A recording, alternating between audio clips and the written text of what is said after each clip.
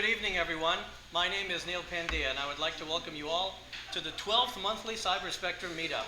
As you may know, there was no meetup for October and November, so it's great to be back here in December in full force with two terrific remote and international speakers. This event series serves as a forum for the exchange of knowledge and ideas related to software-defined radio, and generally aims to get people interested and excited about the applications that can be realized with SDR technology. Engineers, students, hobbyists, enthusiasts, and people of all experience levels are welcome, no matter what your software or hardware background. At each meetup, people from the community will have the opportunity to present their work, projects, and ideas to the group.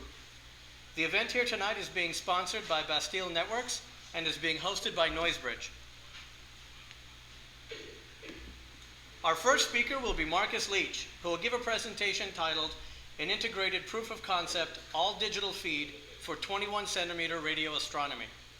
He will show his ongoing work in designing and building a proof of concept all-digital feed for 21-centimeter radio astronomy experiments. While many professional radio astronomy observatories are using digitize at the feed techniques, amateur experiments in this area are rare. Digitizing at the feed carries many advantages, including overall system gain stability and the ability to carry signals over cheap Ethernet to fiber links. We'll show an example of the feed arrangement that uses a differential radio astronomy approach and sends data to an ordinary host over Ethernet. Challenges and pitfalls will be discussed. Marcus has been involved in the high technology development for nearly 4 decades. He is the past chair of several working groups in the IETF.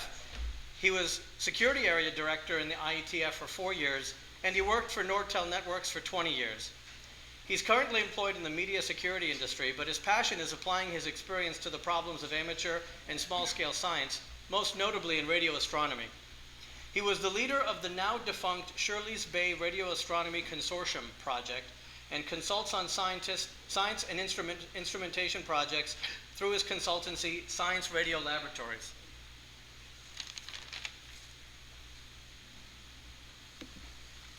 Our second speaker will be Tobias Zillner, who will give a talk titled Zigbee Smart Homes, a Hacker's Open House. Zigbee is one of the most widespread communication standards used in the Internet of Things, and especially in the area of smart homes.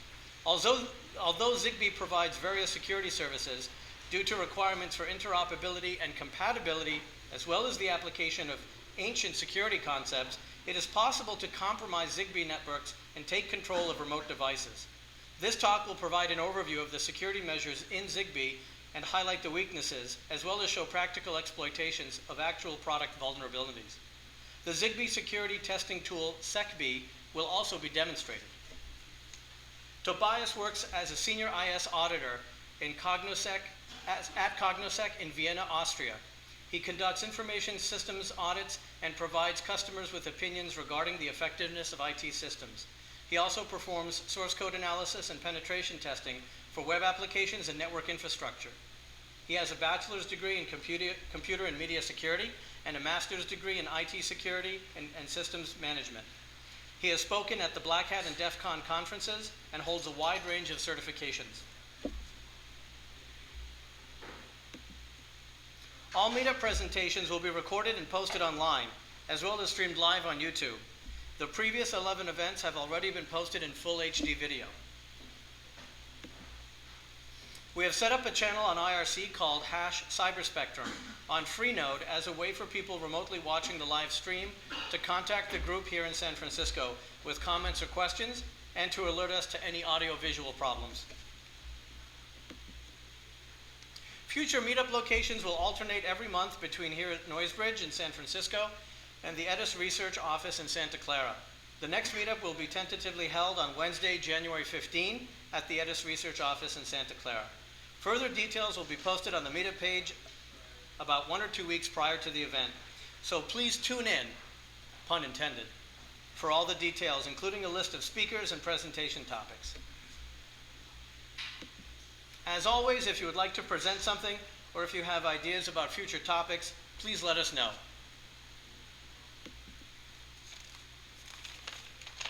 We would like to thank all of our speakers for their efforts and enthusiasm, and we would especially like to thank Noisebridge for providing the space and hosting the meetup. as well as Bastille Networks for providing complimentary pizza and soda. We would ask that you leave a small donation for NoiseBridge in the donation bucket by the entrance to help support them. We'll now get started with our first speaker. Thank you. Thanks, Neil. All right. Marcus, can you hear me? We have set up a channel on IRC called Cyberspectrum. Can you hear me? We can hear you. Let me just end the preview here. All right. Hi, Marcus. How are you going? I'm good. How are you? Very well, thank you. We're very excited to have you joining us. Thank you very much for making the time to join us from. Let's get started. Where are you based at the moment? Oh, well, I'd like everybody to think I'm in an underground bunker at an undisclosed location in the Urals. But in fact, I'm just in the lab in Ottawa. Okay. So we're going to let you take it away. On screen, we've actually got both you and the presentation for everybody to see. So Okay, great. take it away as you feel. Okay. So before we get started in earnest, there's two things I want to address. Two scandalous rumors about me on the internet. One of which is that I don't exist. And that I'm actually some kind of bot. Clearly, that's not true. I'm here. The other one is that my IRC buddies were fairly convinced that because I was going to do this remotely, that I would be doing it without wearing pants. And I have to say that rumor is actually perfectly true. I'm wearing a kilt tonight, so you guys on IRC were correct. Anyway, let's move on to the actual presentation here. Just a couple of shout outs to people out there, the IRC gang, you all know who you are, and also the Mexican crew, if you're on tonight, I hope so. Without all of you, none of this would have been necessary. So, quickie overview of what I'm going to talk about. I'm going to steam through a presentation of what radio astronomy is, because I think a lot of people in the audience probably aren't that familiar with it. Then we'll describe this wonderful device here, why, and some of the challenges and the solutions, a few preliminary results, and if we have time, a very quick sort of video tour of the device. So, what is radio astronomy? Everybody here probably knows what optical astronomy is. Well, radio astronomy is the same thing, except of course it's from wavelengths from a few millimeters to tens of meters, basically. Visible light, as many of you know, has wavelengths in the region of around 500 nanometers. And from a physics standpoint, there's really no difference. It's all electromagnetic radiation, and the only differences are the instrumentation that we use and some of the techniques we use, because the wavelengths are so different. But they're all electromagnetic radiation. And of course, most living things only have receptors for a tiny, tiny part of the EM spectrum, mostly, visible light. Some animals have the ability to look into the infrared a little bit and even the ultraviolet a little bit. I believe that many insects are UV sensitive because it lets them sort of evaluate plants and so on a little bit better. But in general, the optical spectrum seems to be it. Although I think pigeons, there was some evidence that pigeons had sensitivity to magnetism, but it turns out that even though they do, that's not how they navigate. So who knows? So when you're trying to resolve fine detail, the ability for you to do that is hugely dependent on the operating wavelength, which is why a small optical telescope, even the kind that you might purchase for your child, is going to be able to resolve details far better than a backyard radio telescope. So as an example, a 10 centimeter optical telescope, 4 inches for those of us south of the border, can resolve details that require a radio telescope of 42 kilometers in diameter for the wavelengths we're talking about today, which is 21 centimeters. Sensitivity is proportional to the collecting area of the reflector. They're all light buckets. but the ability to resolve detail is dependent on the wavelength and again, the size of the reflector. You have to keep the surface within about a tenth of a wavelength. That's kind of a rule of thumb. You can get away with parabolic shapes that are a little bit worse, but of course your efficiency goes down quite quickly when you do that. There's the EM spectrum. Most of you are already familiar with it. Radio astronomy fits in here. Wavelengths from millimeters up to kilometers. VLF and so on is used in radio astronomy occasionally, or scientifically related fields that are related to radio astronomy. So radio astronomy was actually discovered accidentally. 1933, Carl Jansky was working at Bell Labs because international radio telephone circuits were experiencing this hiss of an unknown origin that was periodic in nature, and they determined that it wasn't their equipment, that it must be something else. So he built a big antenna and discovered that the static hiss came and went with a period of about 23 hours and 56 minutes, which immediately says that it's probably a celestial origin, because that's how long a sidereal day is compared to a solar day. So there's his antenna that he built in one of the Bell Labs locations. I think it was Holmdel, but I can't remember. And he pinpointed the main part of the source as being right at the galactic center in Sagittarius. So it was largely synchrotron radiation coming from the galactic core. So Jansky did that, and they said, thanks very much. And then he went on to work on other stuff. Nobody paid any attention to his findings for several years, except for an engineer in Chicago by the name of Grote Reber. He built a 30-foot dish in his backyard and eventually mapped the entire Milky Way at roughly 160 megahertz. Although originally he wanted to do his work at several megahertz or several gigahertz, he failed being able to do that. And his results were finally published in the Astrophysical Journal in 1944, and suddenly professional astronomers were taking this seriously. They previously ignored it. Are you still hearing me? Okay. There's Grote Reber's dish, both in his backyard in just outside of Chicago. And there it is, relocated in front of the Visitors Center at the NRAO site in Green Bank, West Virginia. If you look carefully, you'll see me in there. It was taken several years ago, so I don't even know what I looked like back then. And there's some of his observations, which he painstakingly created from chart recorder recordings and did data reduction purely manually, no computers, just looking at the chart recorder recordings and then turning them into these sky maps using contour lines, which was a popular way to represent this at one point. Now we have all these 3D graphing tools with intensity graphs and all kinds of cool stuff. So today, radio astronomy is actually way out there in terms of cutting edge. About 70% of what we know about the universe is from radio astronomy, not from optical observations. Huge projects all over the world, the VLA in New Mexico, I've been there. Arecibo in Puerto Rico, I have their shirt, I was there. The Green Bank Telescope, I've been there as well. Westerbork, Jalro Bank, the ALMA facility in Chile, which is millimeter wave and a big array of millimeter wave dishes in Chile.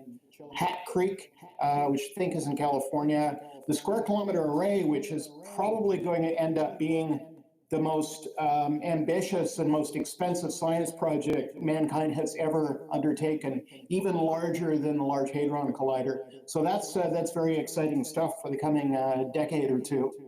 And the flux unit was named after Carl Jansky. So just to give you an idea, the very bottom of a amateur observation sensitivity for your typical size dish is in the order of a Jansky or two, if you're really lucky. That's 10 to the minus 26 watts per hertz per square meter, a collecting area.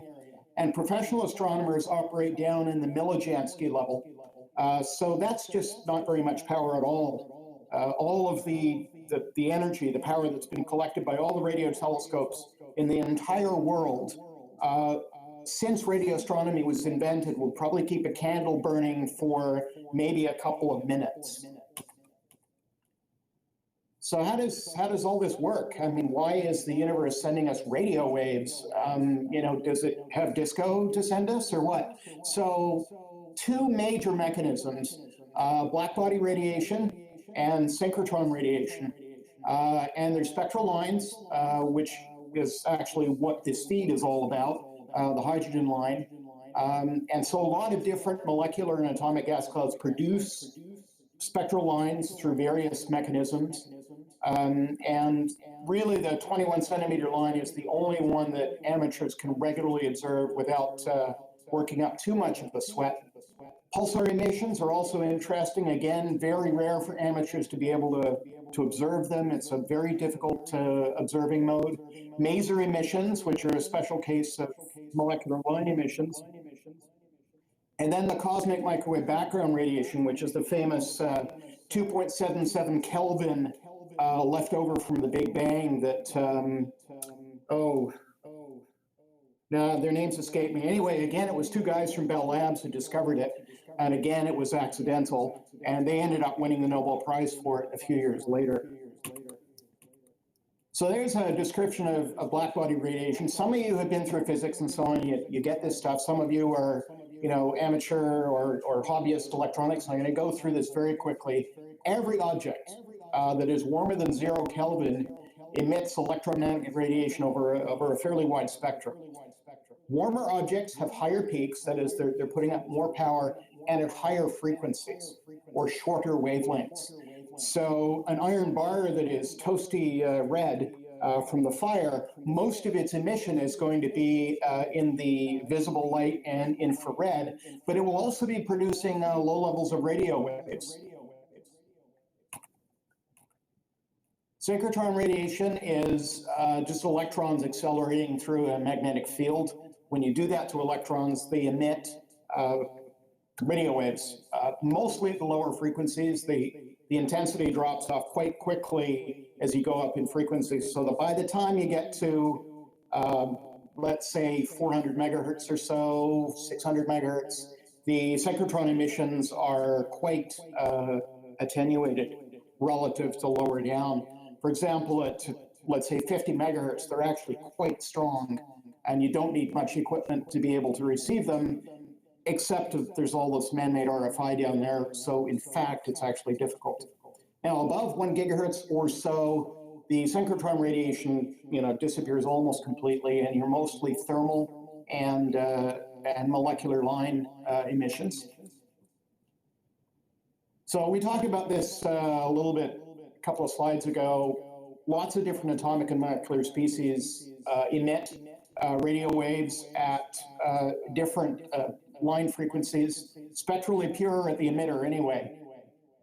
And they emit at a discrete frequency rather than a range of frequencies. So there are lots of really big gas clouds in interstellar space and in star-forming regions. So those are the places that you get to look at some of these molecular line or atomic line emissions. Again, the most important one for amateurs is the 21 centimeter line. And there's Ewan and Purcell's horn. So it's at 21.11 centimeters, 1420.4058 megahertz. A Dutch guy by the name of Van der Hulst proposed the existence of neutral hydrogen around 1944, but then he very boldly asserted that we'd never be able to detect it because the density was too low and technology was just not up to it. And he was correct until 1951, when Ewan and Purcell at Harvard used a very modest instrument and actually detected neutral hydrogen emissions from the sky. A few weeks later, there was a Dutch team headed by actually Jan van Oort, of the Oort cloud. And so they confirmed Harvard's observations. And after that point, of course, there was a lot of excitement about this. Density is really low, like 1 atom per cc or less in interstellar space. Emissions are caused by collisional transfer. So this is what they call a hyperfine transition. So the spin changes in neutral hydrogen. Neutral hydrogen is just a proton and an electron. Photon gets emitted at 21 centimeters. And for any given atom, this only happens every 100,000 to 1,000,000 years. So the likelihood of this happening is very, very small, but there's a lot of hydrogen in interstellar space. So along any line of sight, there's this huge column of hydrogen, and at any time, a whole lot of them are actually undergoing this state transition. So why do we care about spectral lines, particularly the hydrogen line? It allows us to make velocity measurements of stuff out there. And that's actually an incredibly useful measurement tool for measuring the distances of objects in space and galaxies and so on, and measuring their relative recession speed. That just gives you all kinds of very useful quantitative data that you can use. And it's very interesting because the hydrogen line is shifted based on rotational velocities and Earth rotation and our orbit about the sun, but it's also spread due to thermal Doppler effects. Heat inputs into these atoms are going to be different in different spots. So they'll be having relative motion that is kind of randomly distributed around a more or less Gaussian curve, just because of thermal effects. And the incoherent scatter radar at Arecibo uses that same effect at about 400 megahertz to measure the D region of the ionosphere. They can measure the thermal Doppler effects of individual nitrogen and oxygen molecules, or not individual, but groups of nitrogen and oxygen molecules. They can actually measure their temperature by looking at the Doppler spread on the returns. So, why did I do this, other than the fact that I'm kind of a radio astronomy nerd and I like to build stuff? The idea was to see if an amateur scale effort could produce a digitize at the feed scheme with acceptable performance, and also to test differential radiometry techniques that both myself and Ken Tapping at DRAO studied at 70 centimeters and the high end of HF for radiometry. Can we map that technique to higher frequencies where stability is actually much more important? So system design on the sky side, relatively straightforward. There's nothing really special here. There's a circular waveguide feed that's here, a low noise amplifier, about 30 dB gain, and about a half dB noise figure that works out to, I don't know, something like a 40 Kelvin noise temperature, just off the top of my head. A filter, which is a dielectric filter that's actually built into the LNA. It's centered at 1420.410 megahertz with a bandwidth of 30 megahertz. I actually had a pile of these made about 8 years ago now, 8 or 9 years ago, by a group in Taiwan. I had 1,000 of them made for effectively nothing, about 50 cents each. There's another amplifier, a line amplifier. Its specs are not, spectacular. It's about 18 dB gain and about a 4 to 5 dB noise figure, but it doesn't matter because that's all swamped by the noise figure and gain of the previous stage. Another filter and an RTL SDR receiver, and it uses a common clock with the other half. So the reference side is almost identical, except that there's a 50 ohm terminator on the input of that chain. And the reason I have two identical chains is that using this differential technique, you want essentially all of the analog componentry to be experiencing the same thermal destiny. So they're all mounted on a common substrate, a slab that I call the thermal slab, and I'll get to that in a minute. So there's nothing really different here other than the fact that instead of seeing sky, it's seeing a 50 ohm terminator that's thermally bonded to the slab.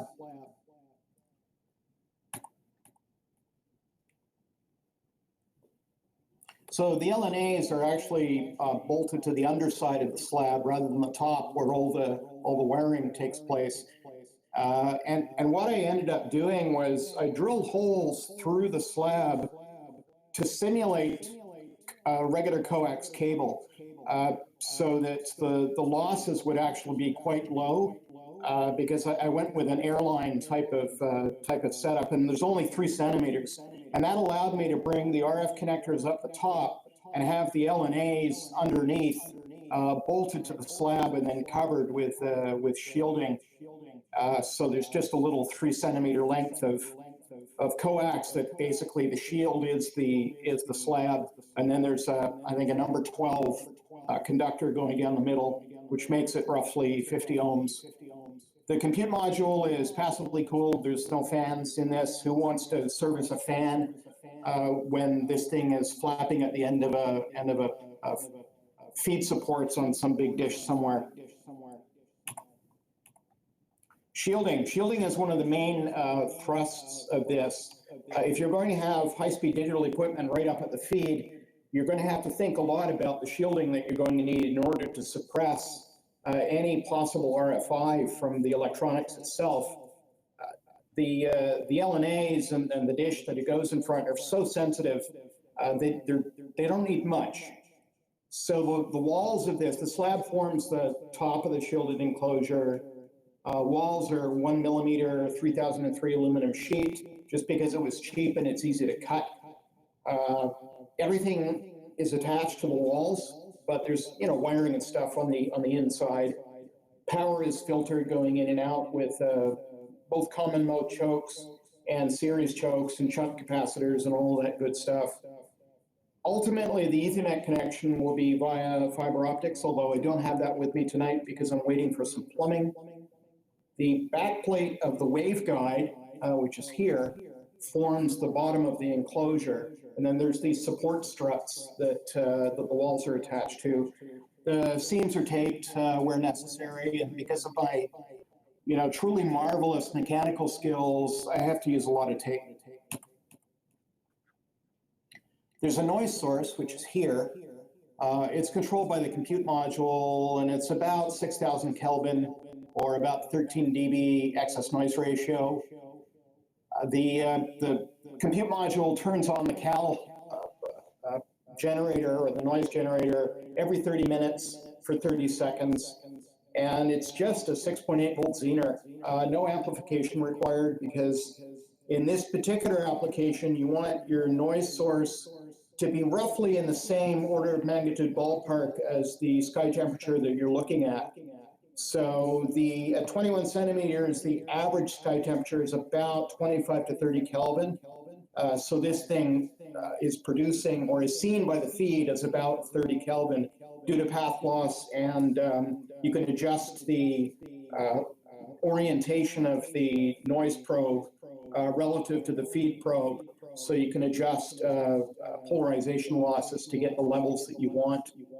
So it's roughly the same order as the sky noise at 21 centimeters. I found it to be very stable and repeatable, which is really nice for something like this.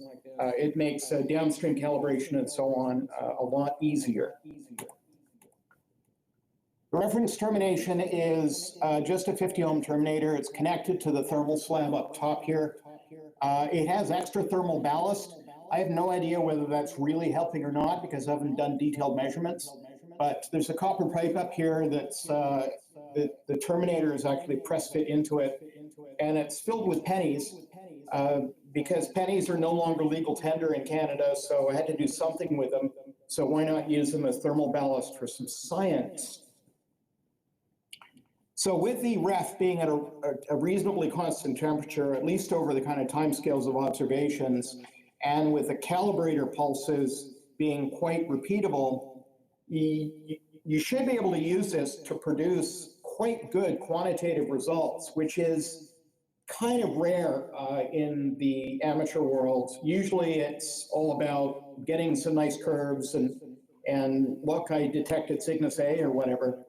This should actually allow some fairly good quantitative results just because of the careful attention to things like calibration and the stability of the reference. The compute module currently is a first generation Odroid C1. They're a quad-core machine. I think I actually talked a couple of months ago about there was that Etch-a-Sketch radio. I think it has an Odroid C1 in it as well. So there's a gig of memory, there's USB, there's 1 gig E interface and GPIO. Again, it's passively cooled. It's bonded to the skin, and then there's you can see there's a big black heat sink on the skin. It turns out that that's huge overkill for this thing, even when it's running flat out, but I don't care. What that means is that hopefully will end up being more reliable and the thing won't run that warm. I used linear regulators to provide 5-volt power. I found that the switching regulators that I had were unreliable above about 0.5 of the rated current output. Also, it allows you to eliminate switching noise as a potential noise source. Although these days, all kinds of digital equipment internally has their own switching power supplies, so it may or may not help, but it is linear regulated. There's 3 7805 regulators, very, very old school, with a homemade spreader resistors, which is just, I think, about 2 meters of number 22 wire, which has just about the right amount of resistance to act as a good spreader resistor.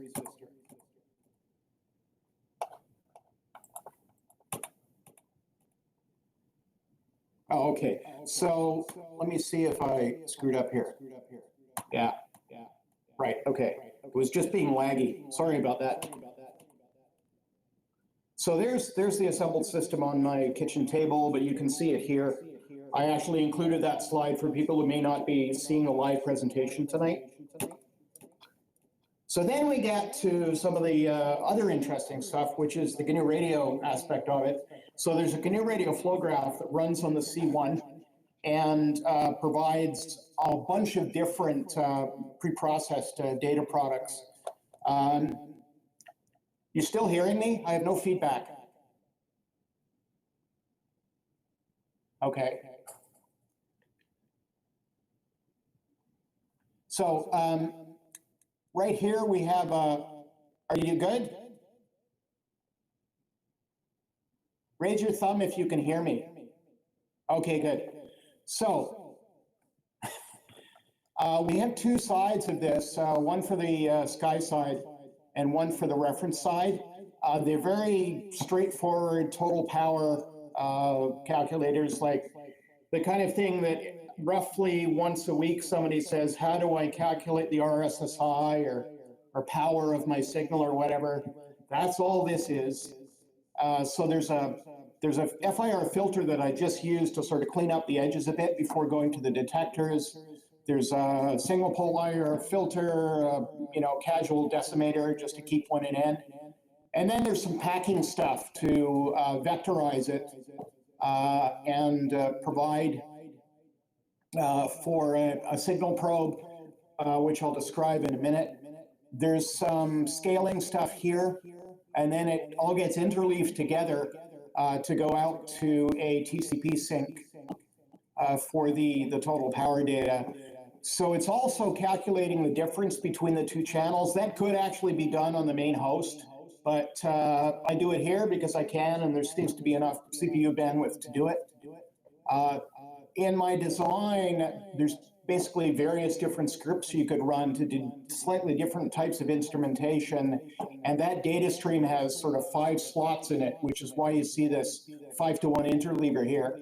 So there's 5 slots that could be used for anything, and the back end decides what that's used for. The other half of this is that there are FFTs calculated for both sides, both the sky side and the reference side.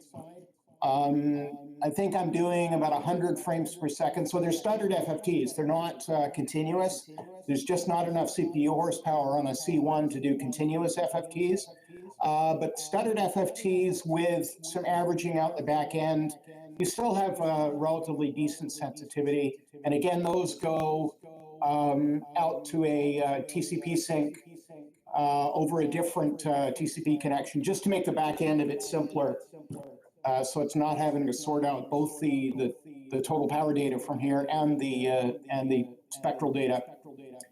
So this probe, this vector probe here, is actually used every 2 seconds. There's a subroutine called.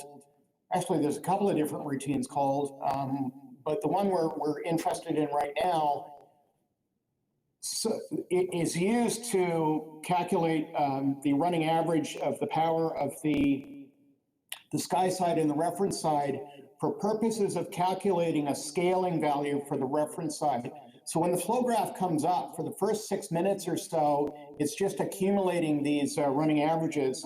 And then once it's triggered, it sets one of these multiply constants here so that the reference side is adjusted to be about 3% lower than the sky side.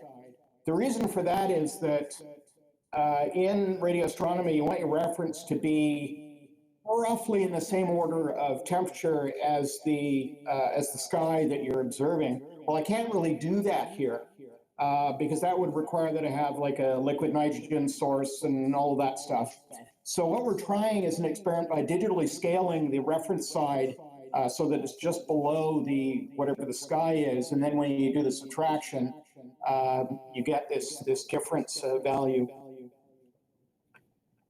This, of course, can backfire on you if you start up and let's say some interesting object is in the sky feed. You can get wrong results out of this, or at least results that end up drifting negative because you aren't actually starting up when you're observing the coldest part of the sky. But I'm going to add some features to allow you to sort of do this dynamically. But you could just restart it. It's very easy to restart and start an observing run very quickly.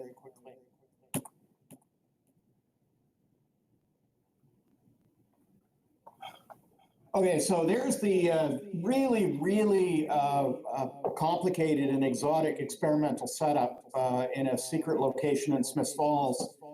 That's my driveway, and I just have the feed set up on these recycling buckets and a piece of wood. So all the electronics is down there, as you can see. I think you can even see the green LED of the power supply. This is the calibration probe right here, and it's more or less lined up with the feed probe in this picture. So that's what I've been using to take quick measurements of actual sky, because I can't do everything in my little lab, which I won't show you because it's a mess. So preliminary results on the spectral side of things. Here is a chunk of sky at a declination of about plus 45 degrees and a rate ascension of around 20 hours, 40 minutes, so almost 21 hours. That happens to be roughly, or that's basically when the galactic plane has been overhead for about, I don't know, half an hour to an hour. And this is a few minutes of integration shown here. So the reference is here in the green, and the sky side is here in red. You can see there's a bit of a difference here, and that difference is reflected down here. That's actually the hydrogen line. It's actually the spatial integration of a bunch of emission regions. When the field of view of the feed is so large, you can't get high resolution spectral data because it's all kind of mushed together. So you're looking at both receding velocities and approaching velocities and their corresponding thermal components. So it's all mashed together, and you get a bit of a hump I think this is actually about 0.24 dB off the noise floor. And it's actually relatively well centered around the line, which is unusual. When you're using a dish so that your field of view is much smaller, you're looking at smaller and smaller clouds of hydrogen, and you'll actually be closing in on like one of the clouds or maybe a couple, and they're either receding from you or approaching. So they'll have an offset from the center frequency, either positive or negative. In this case, because we're looking at such a large field of view, we're seeing this mishmash of everything. But that line is actually real. These guys here are Ethernet. I managed to reduce them to about 0.4 dB above the noise floor by judicious application of ferrites. These are pieces of electronics from the neighbor's car and probably my car and that kind of stuff. They come and go more or less randomly, but these guys are from Ethernet. I've seen them before. Ethernet isn't perfectly balanced typically, so it radiates a little bit. So I was able to reduce it somewhat, but once I go to purely optical, so that the Ethernet copper cable is all inside the shielding, those should go away completely. I used shielded Ethernet cable a few years ago, and that actually eliminated it completely too. But since fiber optics are so cheap these days, I thought I'd try that out. So there's a result about an hour and a half later, and you can see that this difference has collapsed quite a bit, down to, I think, less than half its previous size, which means that the main, basically the main part of the galactic plane, which has the strongest emissions that you can see with a very small feed like this, is starting to move out of the main lobe of the feed, and correspondingly the intensity is reducing. And again, these Ethernet guys are still there. Their intensity and position changes a little bit depending on the data pattern that's going over the cable. So the other thing I talked about is the need for stability. Gain stability in amateur instruments is really hard because the instability components are a significant fraction of the size of the objects you're trying to look at.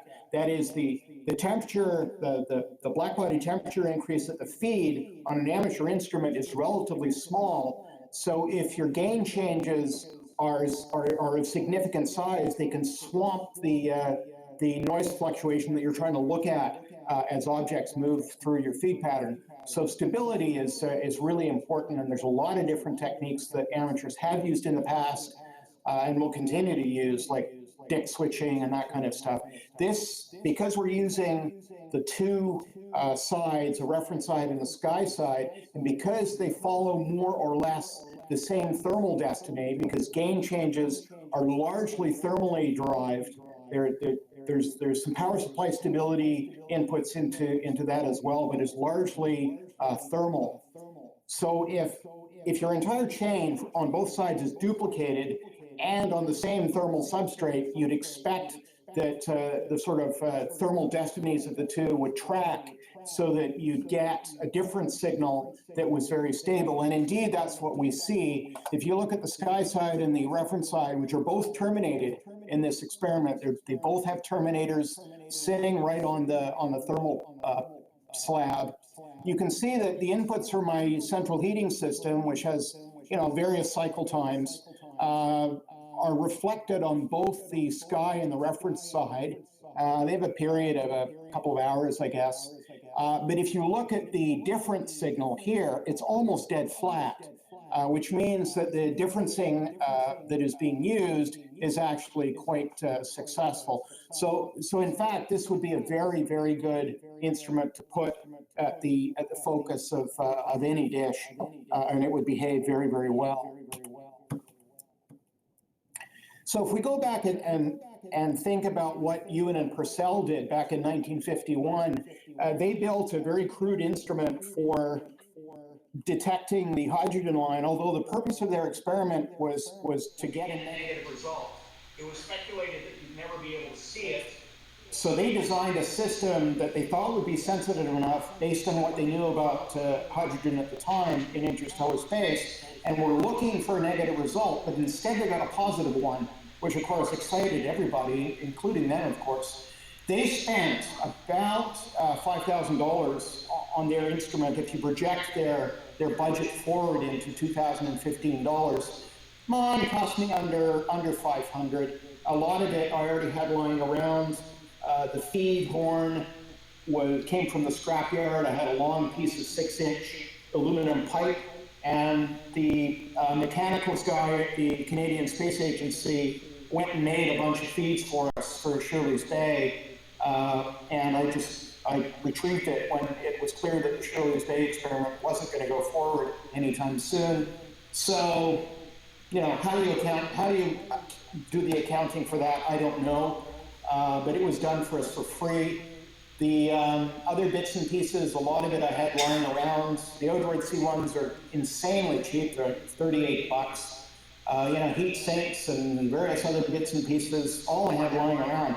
So basically, for about a tenth the cost, with an aperture roughly 8 times, their aperture was roughly 8 times larger than mine. This is about 25 centimeters, and if you do the math, their feed horn has about 8 times the collecting area. Their integration time, very interesting. Their integration time was about 6 hours in order to get an unambiguous result.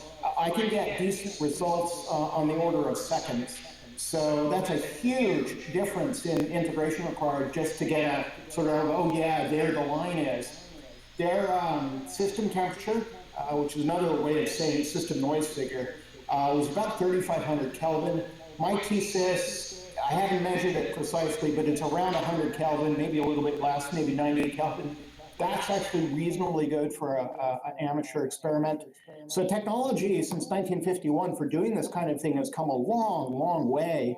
And amateurs can basically repeat some classic experiments without spending a huge amount of money. And with a feed like this, you can actually do things like sky mapping on a relatively small dish and be relatively confident of your results. So I think that's terribly exciting. So next steps for me and this fella here, more driveway testing, of course.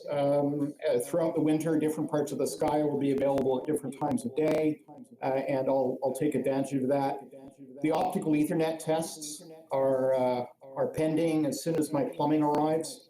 And hopefully this will eliminate all of the spurs I've seen, except for the ones that come from you know, outside neighbors and all of that kind of stuff.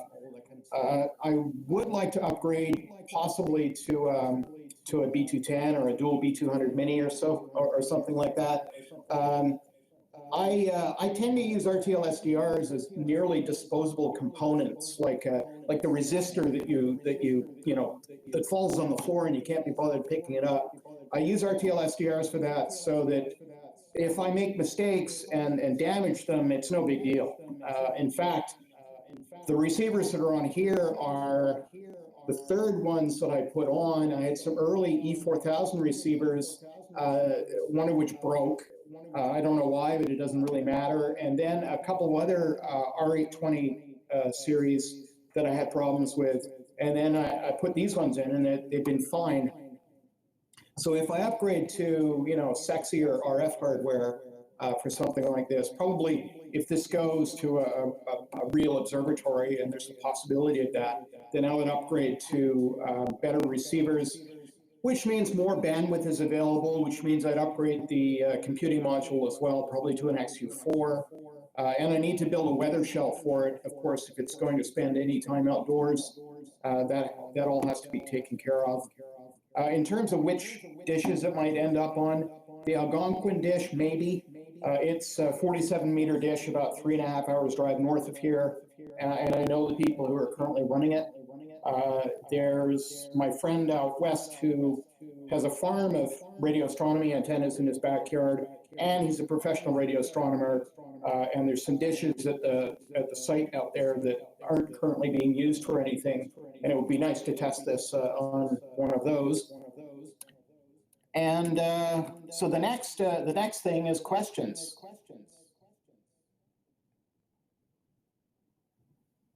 Do we have any? Oh, yep.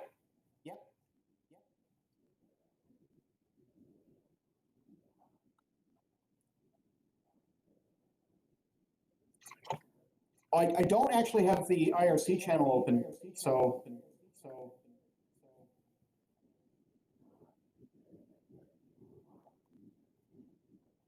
Okay.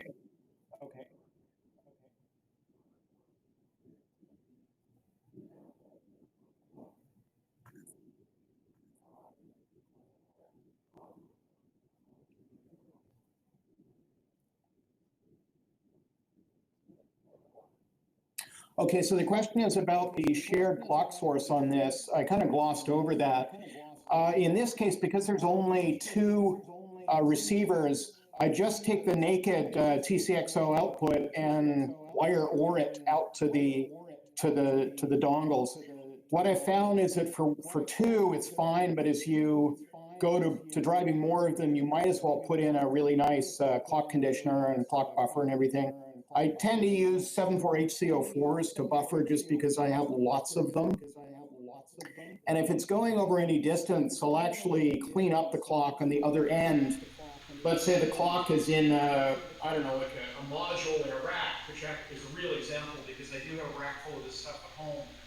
Then each receiver of it would have a clock cleanup, which would be a couple of crystal filters and you know, an inverter or inverters to drive the downstream dongles.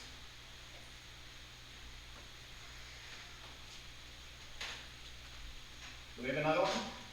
Yes. Can you hear me from here? I can barely hear you.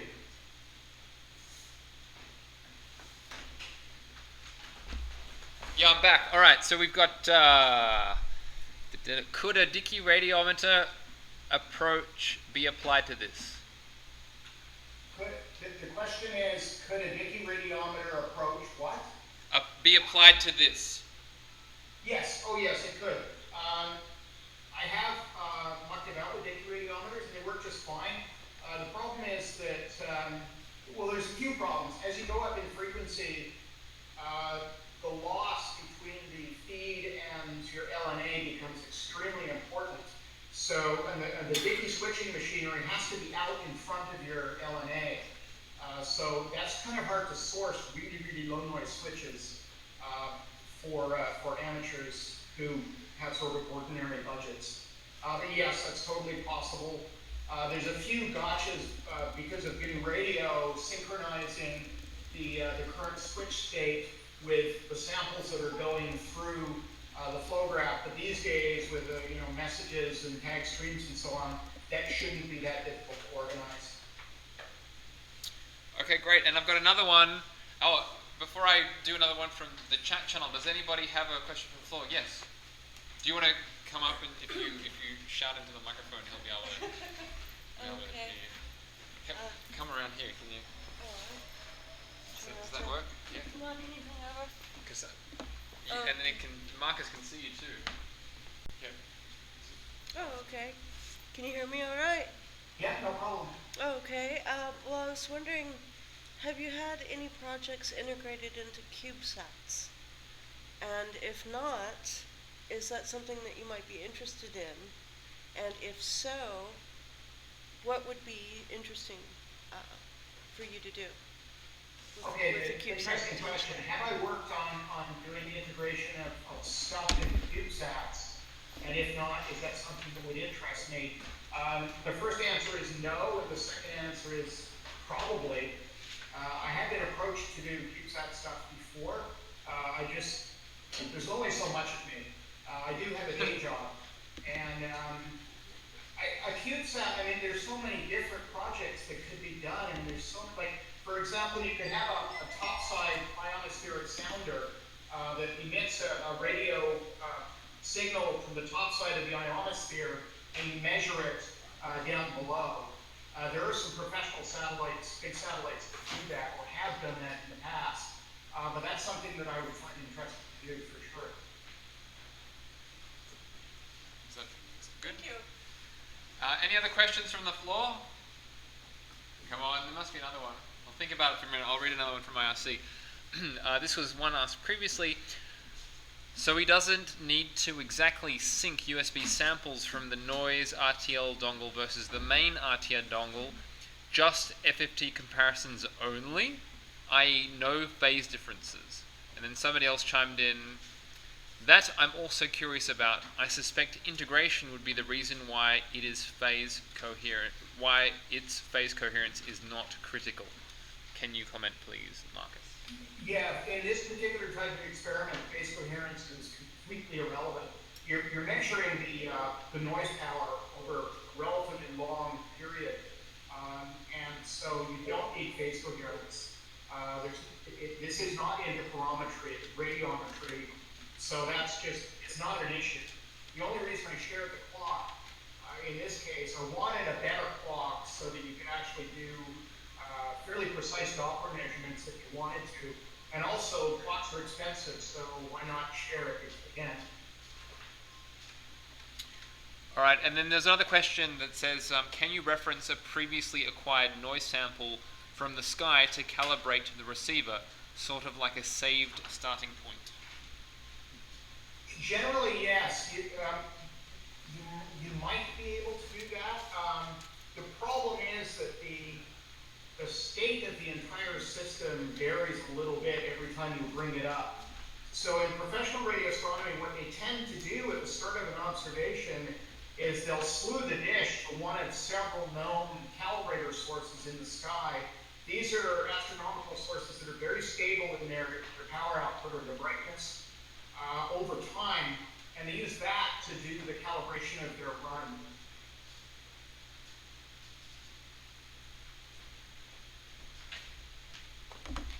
Okay, any other questions? There's a question down the back. Yeah. Do you want to... Come on, let's make it fully interactive.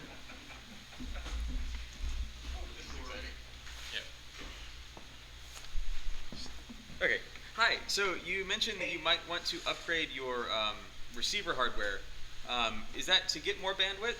And if so, what would you do with more bandwidth? Because it looked like your signal was pretty narrow relative to the overall samples coming out of the RTL SDR. Okay, well, I glossed over a lot of the sort of instrumental physics and all of that stuff. Largely, another receiver would be about bandwidth, a little bit about dynamic range, but mostly about bandwidth. When you're doing continuum measurements, that is just overall total power measurements, your sensitivity scales with the square root of the bandwidth. So more bandwidth is always better for sensitivity for total power observations. For spectral observations, of course, you're only interested in the chunk of spectrum the hydrogen is likely to occupy. And for galactic hydrogen, which is mostly what amateurs can detect, that entire span is about 2 megahertz around the nominal line. So 2.56 megahertz with the current receiver is just about right for spectral observations. For total power continuum observations, you want as much bandwidth as you can get away with. Ah, cool. Thank you.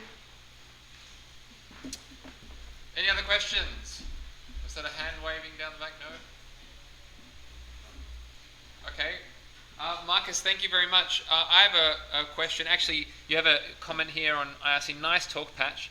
Kind of cool to see someone we have followed on IRC for so long. And so, just before you head out, I was wondering, since you actually have your amazing creation there right next to you, can you sort of finger point us to the various components that you've covered? Oh yeah, I was going to do a quick video to it, wasn't I? Can you guys see the blinking lights? So yeah, just a sec. What I'm going to do is I'll stop data collection. It's actually been collecting data this entire time, none of which will be useful, but that at least drove the blinking lights. There's some blinking lights here. But when it's actually running an observation, this guy here will blink, and you can see that it's not blinking now. And if we power cycle it, I'm so brutal with single-board computers, I don't shut them down or anything. So a few seconds after power up, the beam that runs these lights will come up, and it'll do a lamp test for about 5 seconds, so all of the LEDs should come up.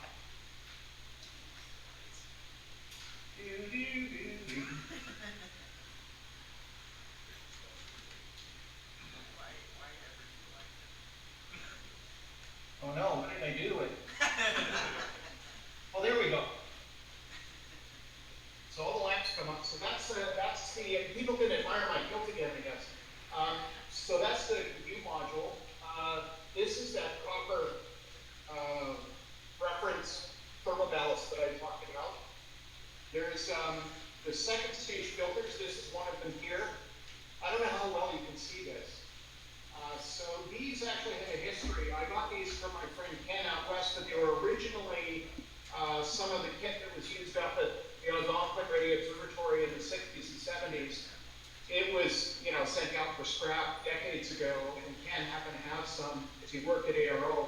So I'm using them in this feed as the second stage filters. There's line amplifiers up here. They're just regular CATV line amplifiers. There's nothing special about them. They're bonded to a plate here, so they kind of have the same thermal environment as the rest of the thermal plate, which is about that thick. This is the power distribution for the LNAs and line amplifiers. There's some power filtering in here. There's a common mode ferrite choke there.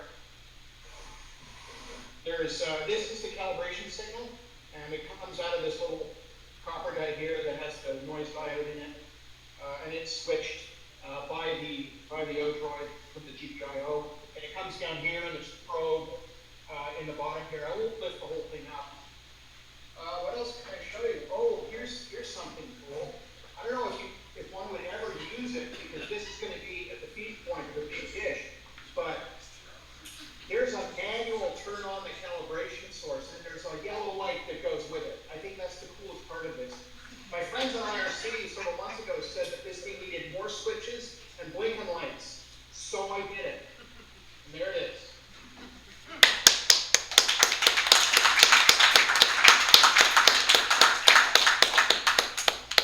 Thanks, Marcus. That's pretty incredible stuff. Thank you. So, last couple of questions for Marcus. We're all good. Okay. Thank you. We thoroughly enjoyed that, and I think on online as well. So, thank you for joining us internationally, and we look forward to seeing you back here again, as well as on IRC and very many mailing lists where you contribute. Yes. All right. Good luck with the rest of the project. Thanks again. Thank you.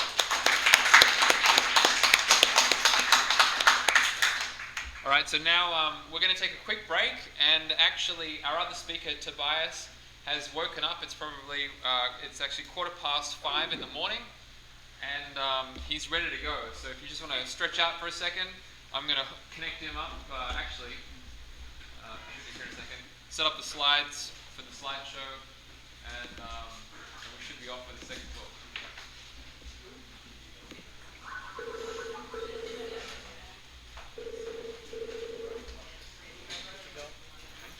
Good to go.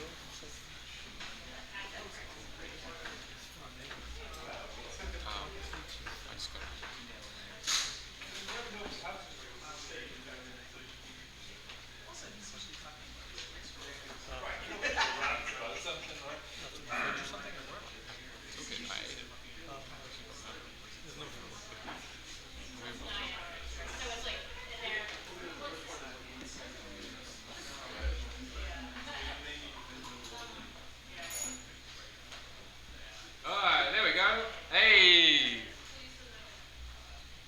talk because we can't actually.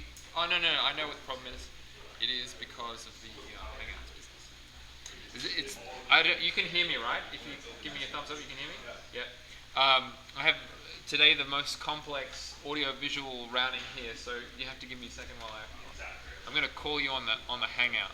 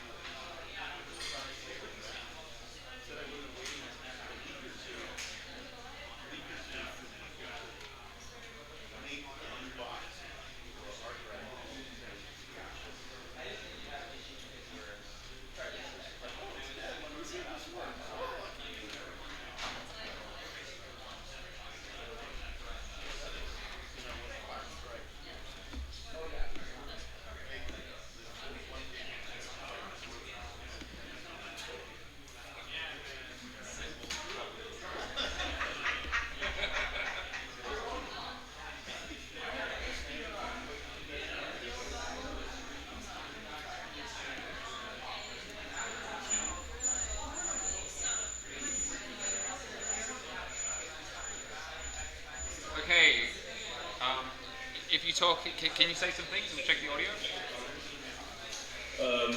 Yeah. It's all good. All right, we're ready to rock and roll. So if you wouldn't mind taking a seat, and we'll. Oh, someone's already on the lights.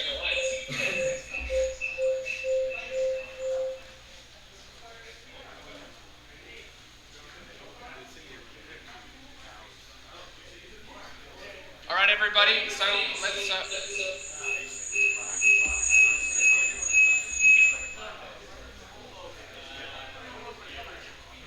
Sorry, Should I mute?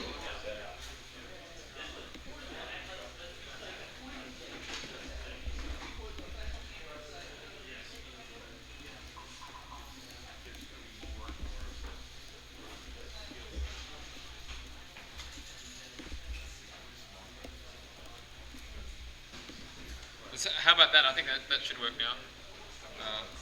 Are you still there, Tobias?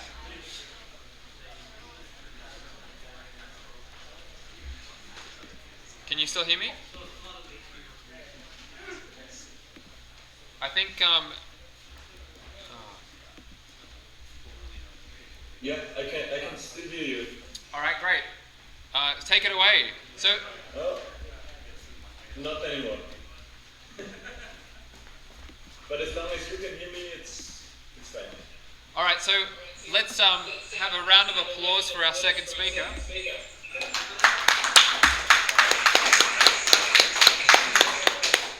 Especially considering you got up at the Cracker Sparrows just to actually entertain us. So thank you very much, Tobias.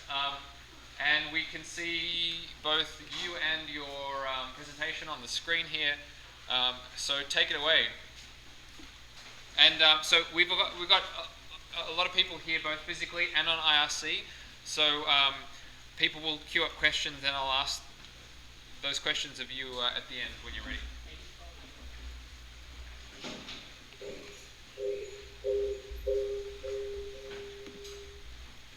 So, audio still good? Yeah. So, yeah, good morning, my time. So it's a little bit early. So it's 5 a.m. in Vienna, where I am. So excuse me if I get some words wrong. My name is Tobias, and I will talk today about Zigbee smart homes. So what I do usually for work, and I want to shortly introduce myself, I work as information systems auditor at Cognizec in Vienna, Austria, Europe. Most of the time I do penetration testing and any kind of security audit you can think of. I'm also doing some kind of IoT security research. I love to play with software-defined radio, and I'm also a user of a Zigbee-based home automation system myself, so I have a personal interest in this topic. And yeah, yesterday I achieved I got one vendor to actually really fix their systems. So what do I want to talk today? First, I want to give you a short introduction. What is Zigbee? Then I want to talk about the security measures, the application profiles, Zigbee implementations, so real-world examples, and at the end I will do a short demonstration. Today it will be just video-based because I'm not physically there, so I think video-based is it's safer and most promising solution to do it this way. Why the good, the bad, and the ugly? So I structured it in 3 parts because it mostly reflects the journey I made of looking into Zigbee security. So at the beginning, you see some security measures applied, and you think, okay, that's actually good. But the deeper you get into it, the uglier it gets. So what it's about, it's Zigbee. I don't know if a lot of guys know about it. It's a very popular wireless communication standard. Very popular for our customer IoT devices. So it's based on the IEEE 802.15.4 standard. It's designed for low cost, low power devices. It's a two-way communication. So there are acknowledgers out there, so it's quite reliable. and it's obviously wireless. So where is it used? There's a huge variety of application domains. So home automation, as we will talk about today, but it's also used for buildings, building automation, healthcare, retail services, remote controls. So there's really a huge application domain. Zigbee is also quite popular for smart energy, especially in Europe. In Austria, we have smart meters using Zigbee, but the smart energy profile I want to highlight is the security there is very different to smart homes and home automation. So they really thought about it and doing a lot more stuff than in the other application profiles. A lot of guys always talk to me, okay, I don't care about my light bulb getting hacked, but this year our NASA should also a rocket or launched a vehicle to space, and they're using Zigbee for temperature measuring and measuring acceleration and pressure at their parachute. So they use for landing. So there are also quite critical applications of Zigbee, of Zigbee systems out there. Zigbee is developed by the Zigbee Alliance. This is just some logos from the homepage. So there are really a lot of big players involved in there. You can see a lot of chip manufacturers, also big integrators like Siemens, or so it's really widely used. Why is it important? You see, I brought some numbers. They are from a Gartner study. We can discuss about how accurate Gartner is, but I think the trend is the right one.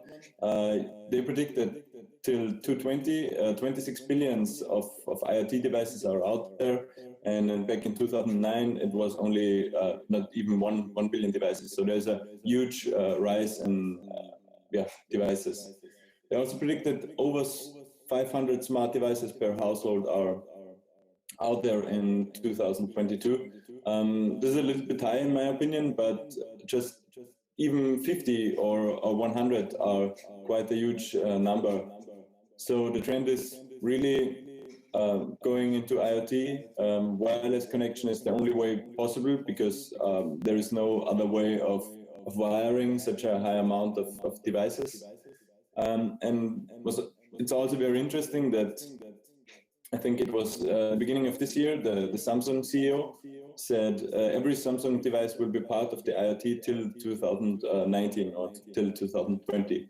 So if Samsung, so I mean if every washing machine, every whatever you can think of Samsung is building should be somehow connected to the internet.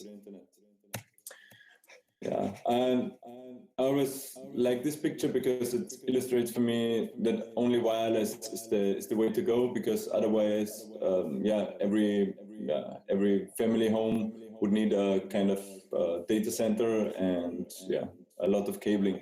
So this is no feasible way. I also want to talk today about a project some guys in Austin did. They flew a drone using a Zigbee sniffing device.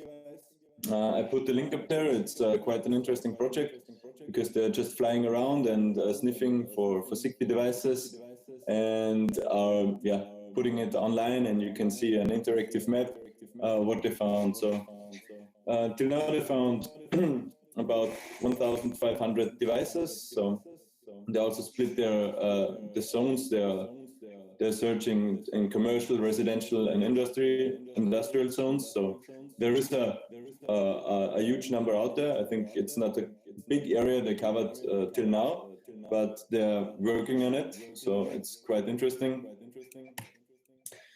For me, it's also very interesting. They list the manufacturers identified online. So you can see there are really a lot of different manufacturers building Zigbee devices out there.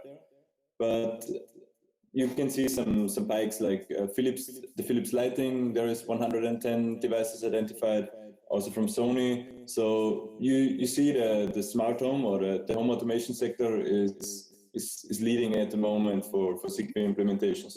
But there are really a lot of individual solutions also out there. This is a screenshot of their interactive map. So the Zigbee devices get on a map online. You can click on it. You can get more information about the device. What application profile is it using? Yeah, and what manufacturer ID. It's quite really interesting, and it shows that Zigbee is out there and it's an important topic. So then also from my perspective as security consultant, a very good question is why do we need security in this field? So I'm also using a home automation system by my own, and home automation includes the word home, and home has for me high privacy requirements. So I don't want that anybody knows what I'm really doing at my home, when I'm at home, what habits do I have. So it's it's private for me, and it's also a huge source of personalized data when you think about what kind of data you can get from connected sensors all over your body, all over your home.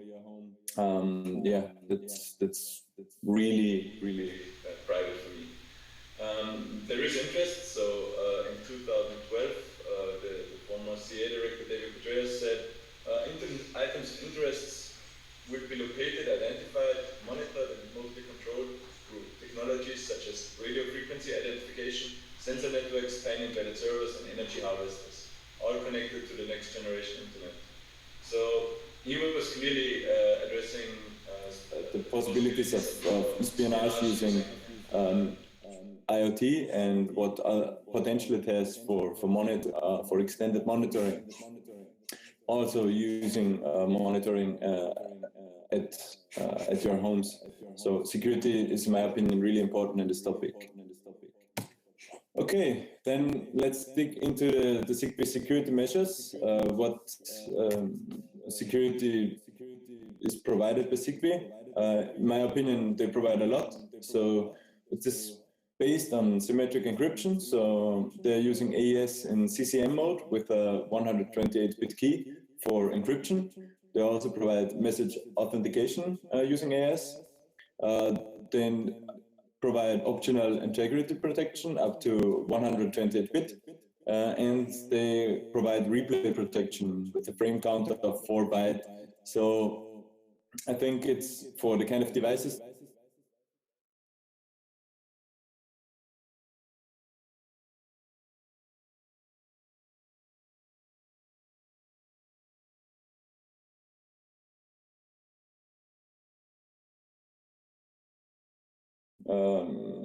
cryptography, it's okay. So at the first sight, it looks good. They thought about security. They provide you with proper measures and allow you also to customize it. So you can strip away replay protection or get rid of integrity protection if you don't want to. So they provide 7 different security levels in there. So you have 7 different combinations about how long your mic would be and whatever. So I also really like the recommendations in the Zigbee specification. So they also said that security is a very critical topic also for them in a written way. They recommend that everybody should test their security services and the implementation only by security experts. My experience now, so I did a lot of testing using Zigbee devices. There are not really security experts developing this stuff because it's some really basic and easy ways to hack them, and a lot of security best practices are not followed. But they recommend it, so that's, for me, it's a good point still. So Also interesting is this, that they only provide one security level per network. This means that your weakest device will determine your security level.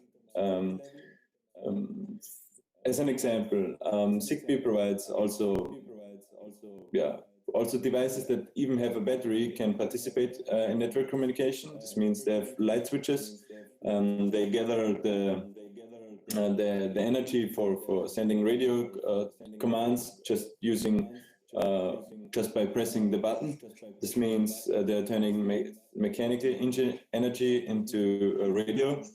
So that's quite cool. But obviously, these devices don't have a lot of resources, and so these are typically the weakest devices in your network, and they will determine your security level.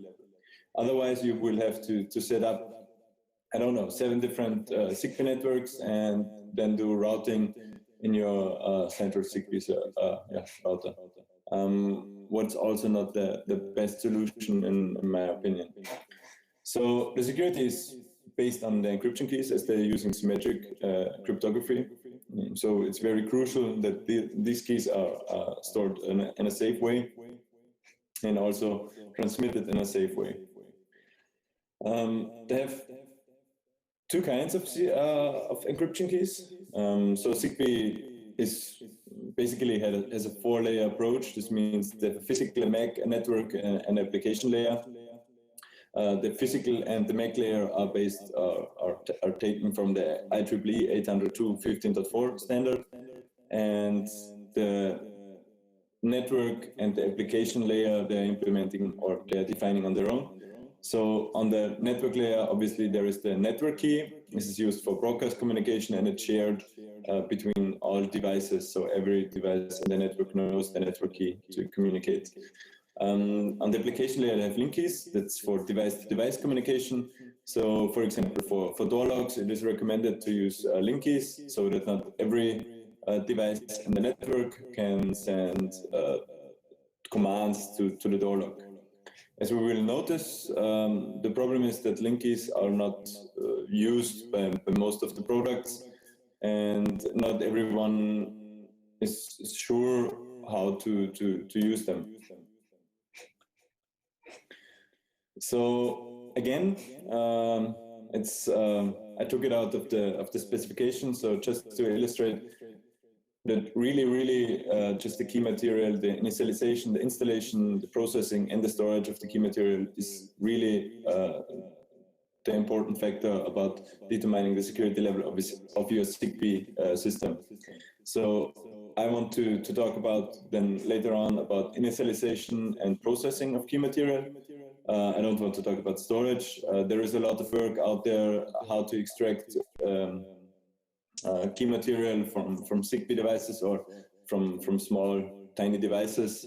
Travis Goodspeed has done a lot of cool work in this area, and yeah, if somebody is interested, just Google it up and you will find a lot of material there.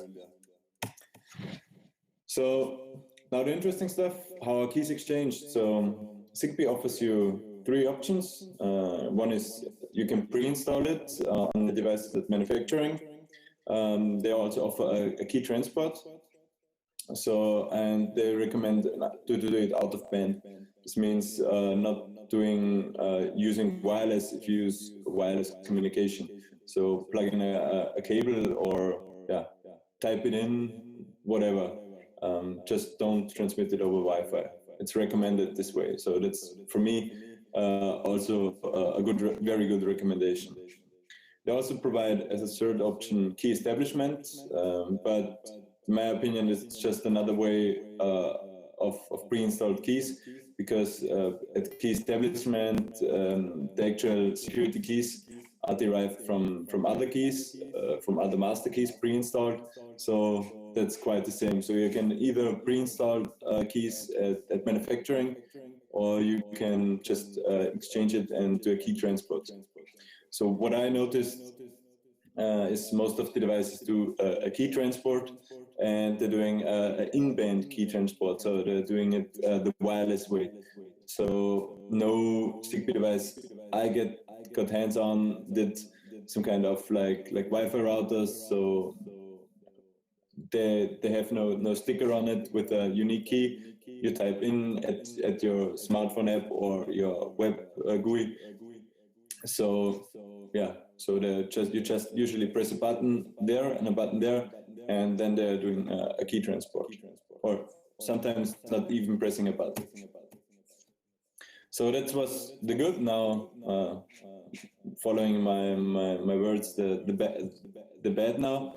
It's Zigbee application profiles. So what are application profiles? They are defining the communication between Zigbee devices. So this means they define the message formats, the processing actions, how to send commands, how to request data, how to process the requests. So they're doing just the formal language for Zigbee devices. And the application profiles, from a security point of view, contains also some really interesting attributes, the so-called startup attribute sets.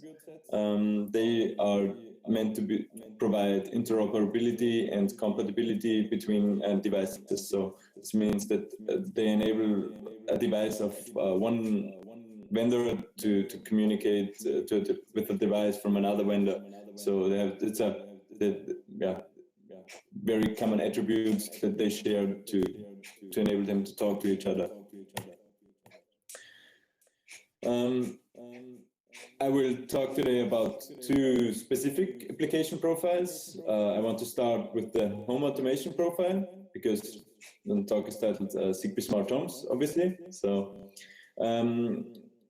there are two very interesting attributes in there. The first is the default trust center link key. This means the default trust center link key, it's Zigbee Alliance 09, so you know when it was developed and when the specification was designed, so it's 6 years ago now. The default trust center link key is used for at key transport as a fallback solution, because in the past they did key transport unencrypted in plain text Zigbee, and they noticed this is not the best idea to do it this way, because everybody can sniff your network key and use it then. So they decided to do it in an encrypted way.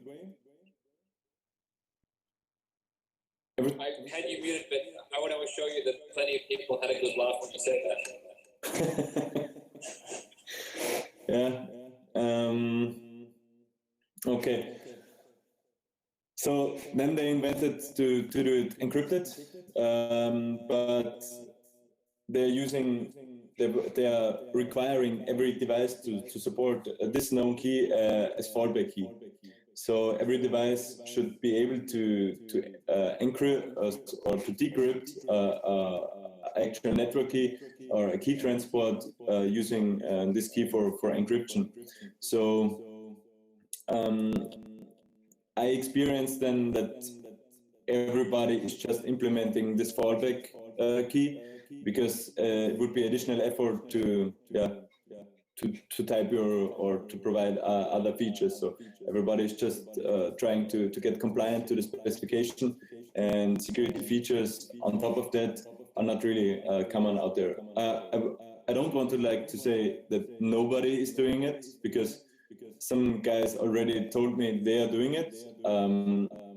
I didn't get a chance to really look into their implementation, or they also didn't provide any test devices out there, but they're at least saying they're doing it somehow different. I don't know how, but yeah.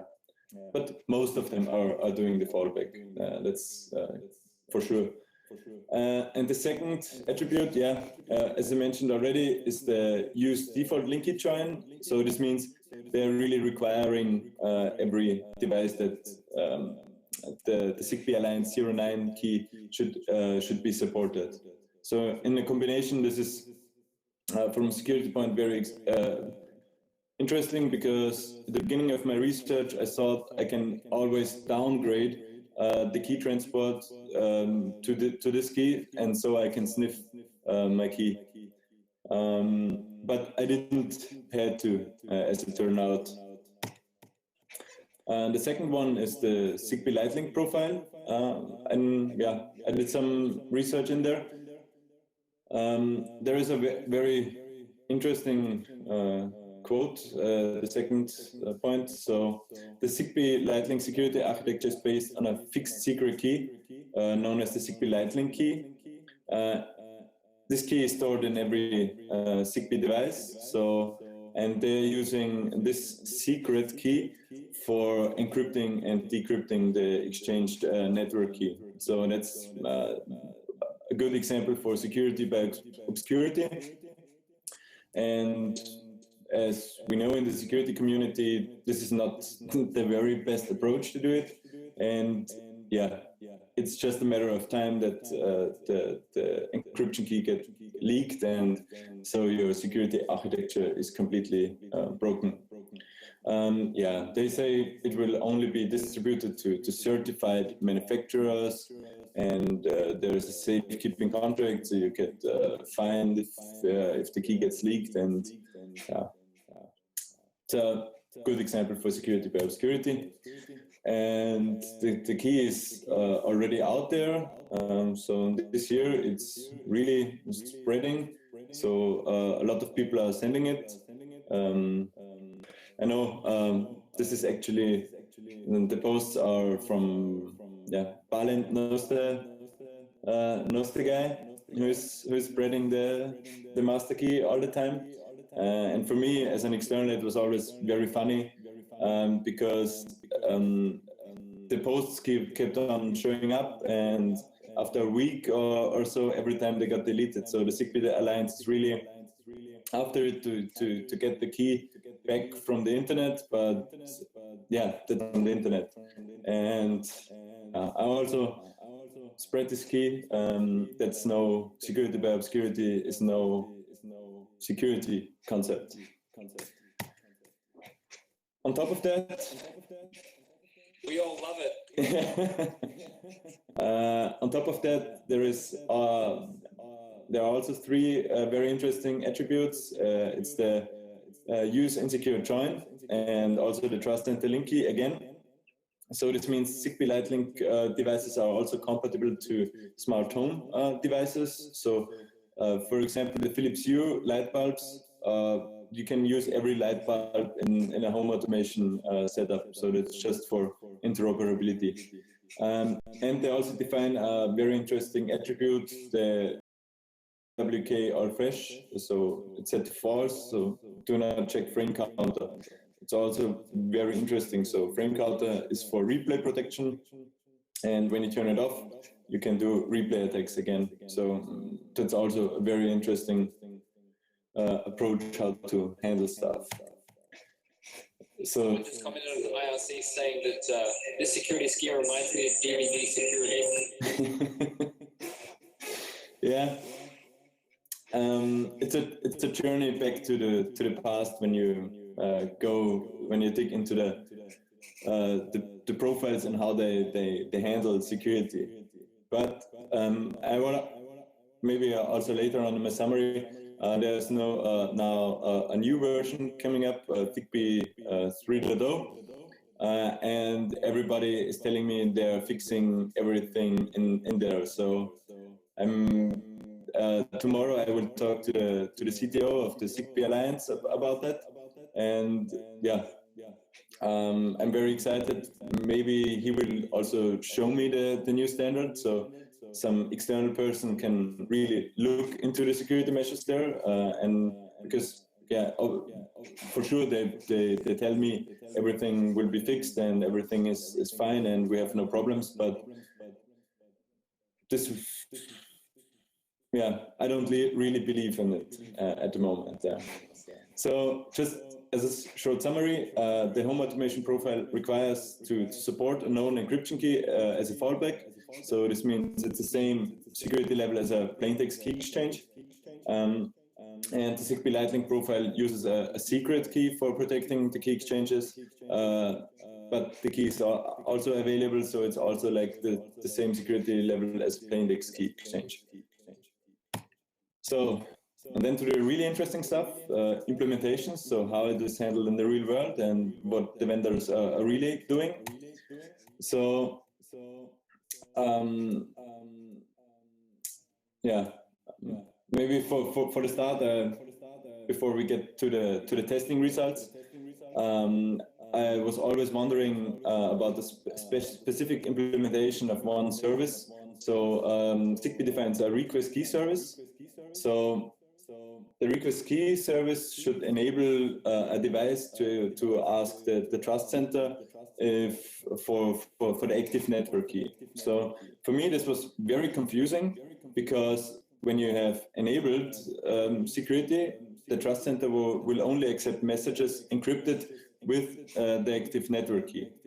So you have to know the key you ask for. So this doesn't really make sense for me as a security service. And the other option is that you have no security applied in your Zigbee network. So there is no active network key, so you can't ask it for. So that's very confusing for me why to ask for an active network key. And so I decided to look it up in the CBOS. It's a Zigbee open source stack. And I found some really interesting comments in there. So that's the comment about the Zigbee or the request key service. So he is also not sure what he should do or her. Send the current network key. So what keys to accept? Do I have to accept it using the previous network key or even unencrypted? What does it mean? So very confusing. It's the same as I thought. There's no obvious sense behind that. And also very interesting is the statement that application keys are not implemented. This means the Zigbee open source stack, at least during the summer, had no possibility of doing link keys, so no application security applied. This means only the network key was used for encrypting. How did the guys implement it? So they initiated unsecured key transfer after receiving the request key command. So guys also not sure if it's right, but they just do it because they don't know what they should do. So implementations are. So since the specification is not very clear, also the implementations have a huge variety of the security state is different at every implementation because they don't specify it in a very clear way.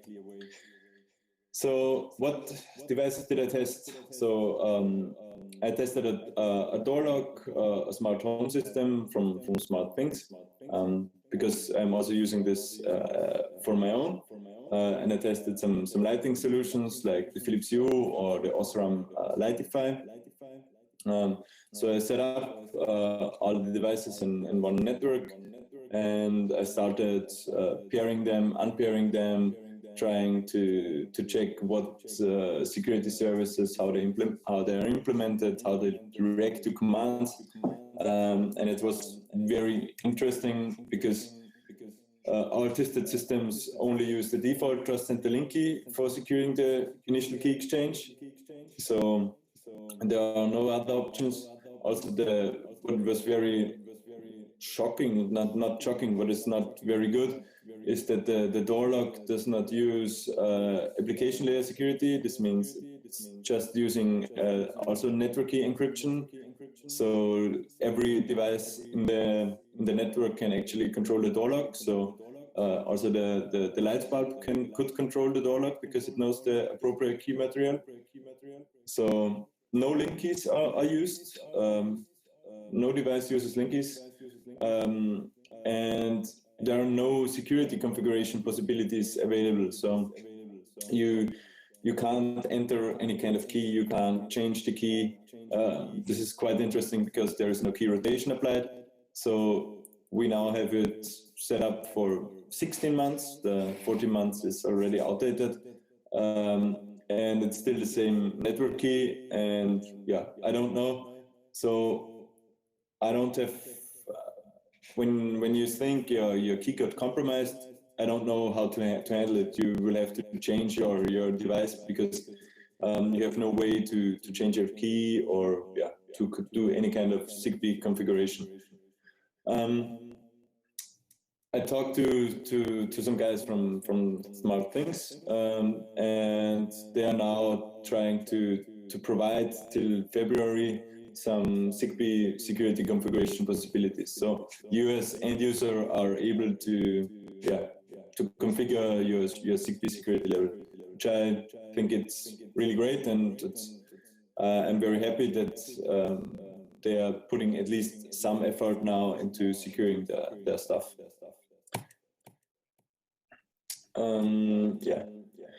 What was also interesting for me that device reset is often very difficult. So the removal of the key material is not guaranteed.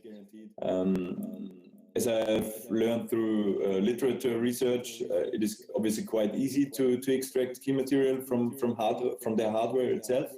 So you should reset your devices before throwing them away, because otherwise you risk that someone is able to read your key material. But it's not easy to do it, because for light bulbs you have a defined sequence of turning on, off, and this doesn't work every time for me. And also, for example, the Smart Things system does not give you any chance of resetting the device. There is no hardware reset button. So I destroyed, or I bricked one smart home hub during my testing. I don't know why, but there is no reset button, and also the customer support was not able to reset it in any way.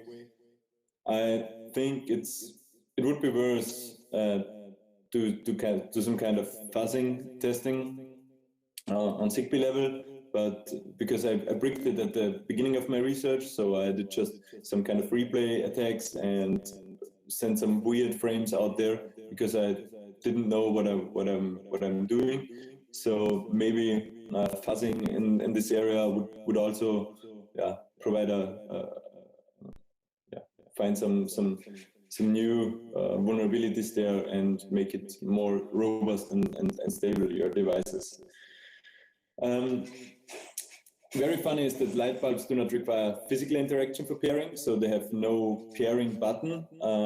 They are ready for pairing all the time. They call it a touch link, this procedure. And the manufacturers, they are using workarounds to prevent some kind of weird situations. When you think your neighbor is using also the same lighting solution, and when you want to add a new light bulb to your system, you would have to search the radio spectrum for other light bulbs, then all light bulbs would show up. So this is no solution, because you could easily steal the light bulbs of your neighbor and turn it off and on again. But they are doing it this way, so they're reducing the transmission power of your central Philips Hue hub, for example. So you have to get into a very close proximity to do the pairing, or to add new devices there, which is a very interesting example.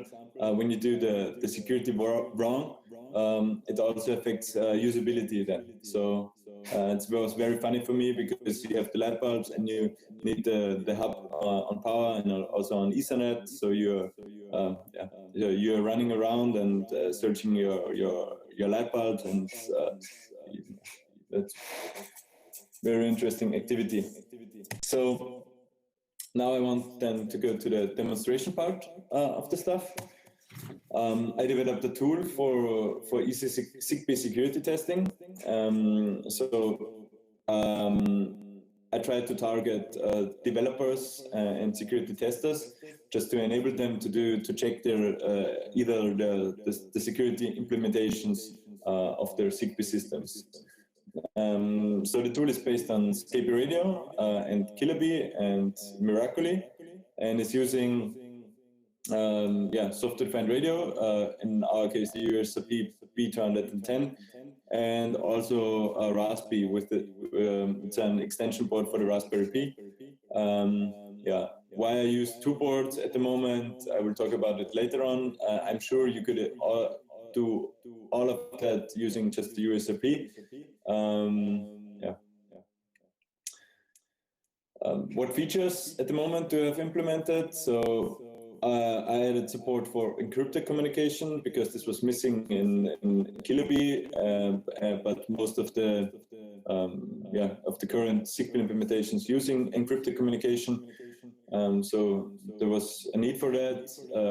I enabled command injection, so I can send or inject command in the wireless traffic properly with the correct counter values and the kind of stuff. I put a sniffing for the very weak key transport in there, reset factory commands over the wireless, and a join to network. And what I also built but not released is a rejoin command.